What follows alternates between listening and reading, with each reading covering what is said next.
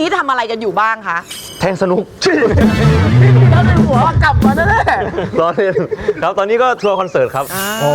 คิวทัวร์คอนเสิร์ตแน่นๆเลย แน่นเลย ครับ เพราะบางทีถ้าเราติดตามในโซเชียลก็จะมีเห็นเขาดูใช้ชีวิตอยู่บนรถตู้กันค่อนข้างบ่อย ไปตลอดแล้วเวลาไปต่างจังหวัดพี่ก็เจอพี่โน่บ่อยเวลาไปเล่นคอนเสิร์ตนู่นนี่อะไรอย่างเงี้ย ครับแต่ซัน ก็ นี่ เล่น จะ แบบ หยิ่งซันนี่จะไม่ค่อยคุยด้วย ใช่จะ นี่ก็รู้มาเหมือนกันเหรอ ใช่ ใช่ไม่ใช่ขอแก้ตัวได้ไหมเมาอึนอยู่เป็นจังหวะอึนแล้วก็พี่โน่เดินมา ซันนี่น่าจะหูอื้อแล้วครับตอนนั้น คือเบอร์แล้วตอนนั้นตอนเช้าอ่ะ ครับ มันนอนไปไม่กี่ชั่วโมง อ๋องั้นบอกคุณผู้ชมเลยบางคุณผู้ชมไปเจออย่างเงี้ยเราเมา ถ้าแบบ อยู่ ถ้าไม่ได้ทักหรือแบบเบอร์แฮงค์อ่ะตรงกันไป